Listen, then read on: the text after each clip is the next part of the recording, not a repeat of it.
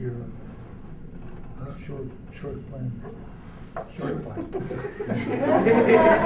Raven plan. Hey, I like that, Raven. I like Raven time,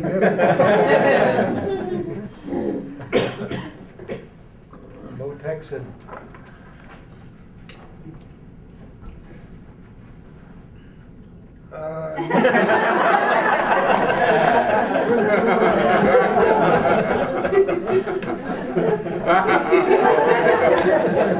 Way to go, Herman.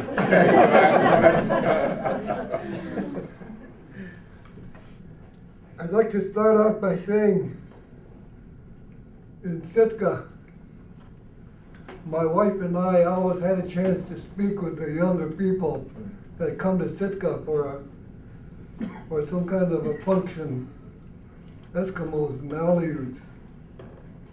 And even when I get a chance to speak to the kids at Monetskum, I encourage them to seek their language, to learn their grandfathers and their grandmothers and mothers and fathers' language. And I always stress it real hard.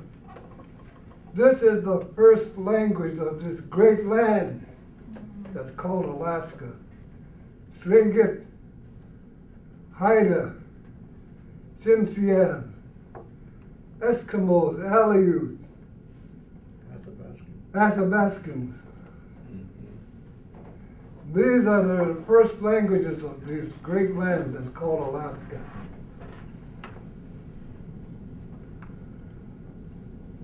I always stress that to all these young kids that come to Monetskum when we get a chance to speak to them. And one of those kids that come from the north in the summer and springtime for a workshop in Sitka. I even come out in my regalia, the cold people, the hat and the cape, and I tell them, this is who I am. Who are you? You know? And then I start talking about the language. I was in Anchorage a few years ago, and we were talking to one of my son's friends. He had delivered some halibut to him. And I told him about us as a Tlingit people, about how our language and our land was suddenly taken from us. But most of all, our language. Most of all, our language. And he said, your language? I said, yeah. And he said, I'm going to tell you something. Take the language away, and everything else will come easy after that.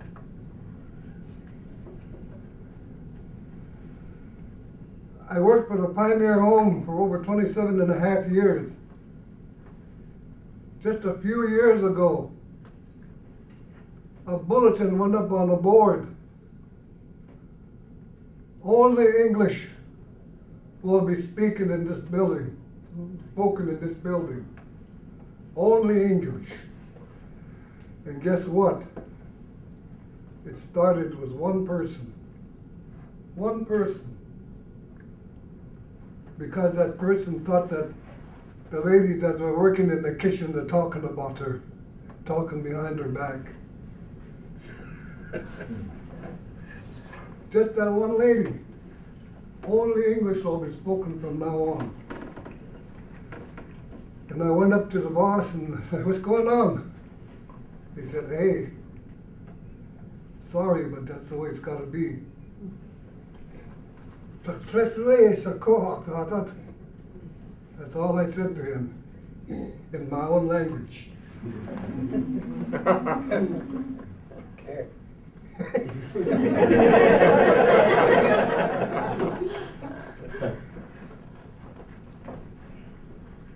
I encourage all of you to try to, not to try, but to speak our language. Some of the words may be difficult to pronounce, and some of the words may sound the same, but mean different things. Right. Just like, for instance, Shah. Risha Saki. Risha Saki, Klakekla, Kotastunis. Yakusi Shah. I don't know how to explain that one, David. What? And then I had an opportunity to make a speech at the A&B Hall in Sitka when there was a function going on.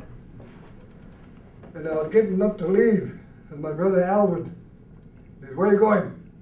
I said, "I'm going home." I said, "Well, you sit down and say thank you first before you leave." So I sat back down. Then pretty soon my time came, so I got up to speak. Just kunde chagutne. Achtawa sigo gonna shizye osakai yachayis. Just kunde chagutne. You want me to interpret it? Oh yeah. You better interpret that one. That's before I go poop. I want That's the actual translation.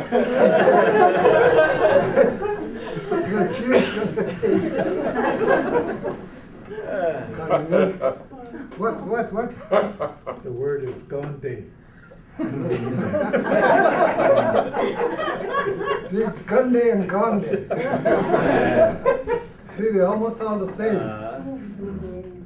Gandhi and Gandhi. Before I go out, before I go outside. Gandhi is going poop. Gandhi is go out. Gandhi is going outside. Not when I have to go poop.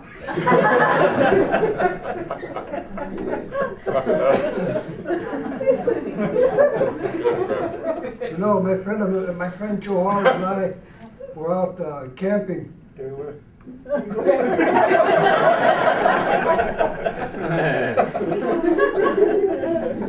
I hear a voice in the wilderness.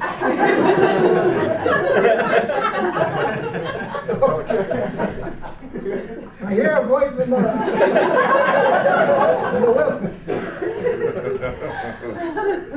We wanted to get fish for boil fish, so we put on our boots. Then I got our gaff hook going up the river to get fish for boil fish. But there was so much we decided to get some more for dry fish, casting fish. Pretty soon my buddy Joe Howard said, "Oh, wait a minute, I'm ahead of the story." When we were getting ready to go, he took a pair of tennis shoes. Tennis shoes. And I asked him, what are you taking your tennis shoes for, Joe? He said, "You'll see." So away we went. Then pretty soon, Herman said, "Well, what?" He said, "Look up the river." I told him, "Yeah, I know, I see it." Okay, so we kept on fishing. Then pretty soon he said, "Herman, it's coming down towards us." Okay, let's keep on fishing. A few minutes later, "Herman, it's coming closer." Okay, let's get our stuff and let's get out of here. So we got our stuff, started getting out of there. Then pretty soon he was saying, "Herman, it's starting to walk faster." I said, "Okay, let's walk faster." So we started walking faster. And then pretty soon he said, "Herman, it's running." So we started running too. But just while we were running, he stopped. And he started putting on his tennis shoes. I said, "Joe, you're not going to outrun that bear in a pair of tennis shoes." He said, "Yeah, I know, but I'll be able to outrun you."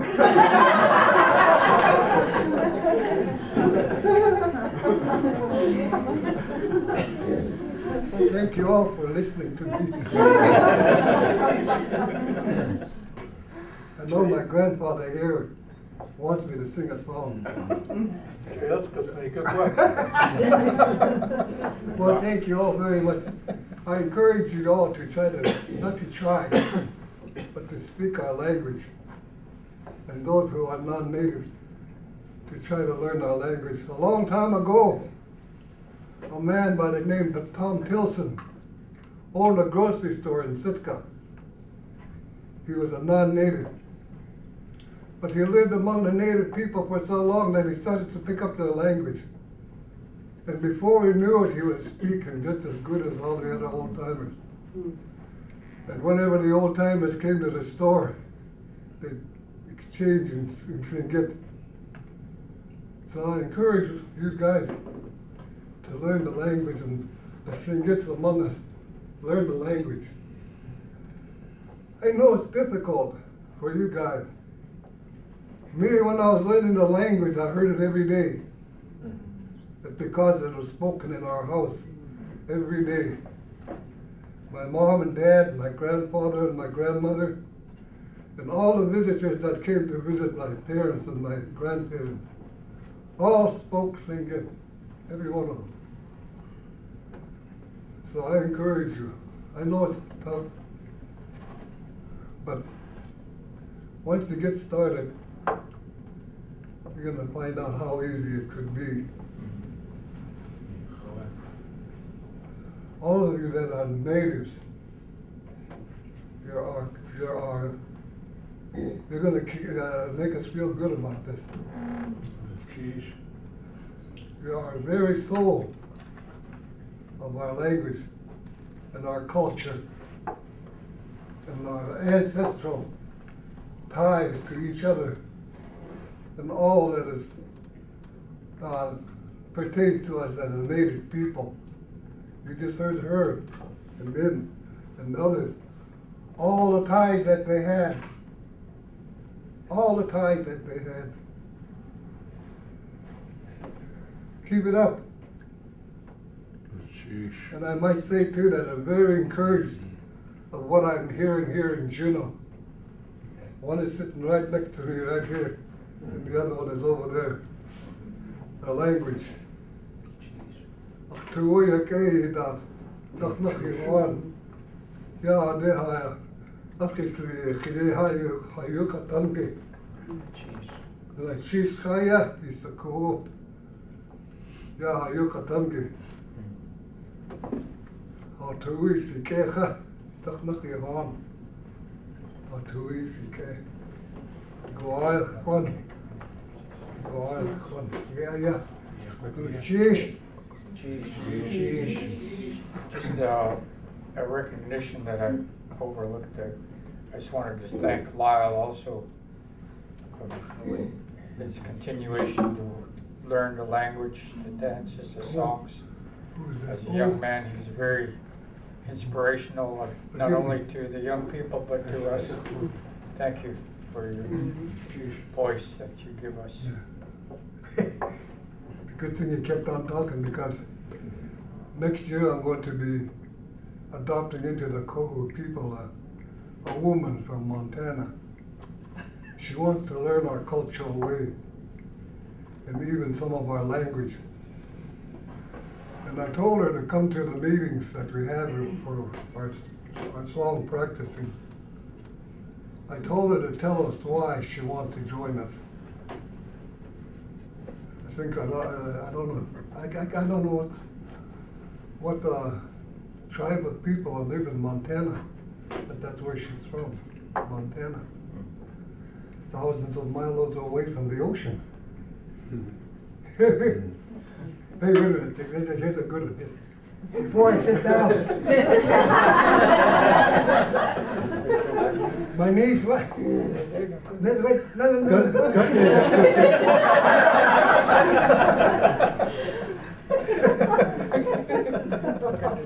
Got a heckler in the crowd. My niece went to a cooking school in Mexico. She was there for 2 years. And she finally graduated from cooking school. So instead of taking the plane back to Seattle, they decided to drive back from Mexico. And they were in the state of Washington and about 60 miles away from the ocean. And my niece, she said, "Stop the car, stop the car." Boy, Pete stepped on the brakes and came to a halt. My niece jumped out of the car. "I smell the ocean! I smell the ocean!" Because we are coastal natives, you know. 60 miles away from the ocean, she smelled it. That was a joke. You